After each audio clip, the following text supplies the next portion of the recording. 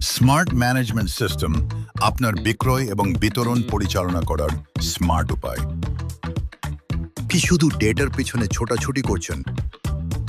Field স্টাফের লক্ষ্য track করা, বিক্রির হিসাব রাখা আর কাগজপত্র নিয়ে যদি আপনি ব্যস্ত থাকেন, তাহলে আপনার ব্যবসায় নতুন প্রযুক্তি দরকার। স্মার্ট ম্যানেজমেন্ট সিস্টেম আপনার জন্য সেই প্রযুক্তি নিয়ে এসেছে।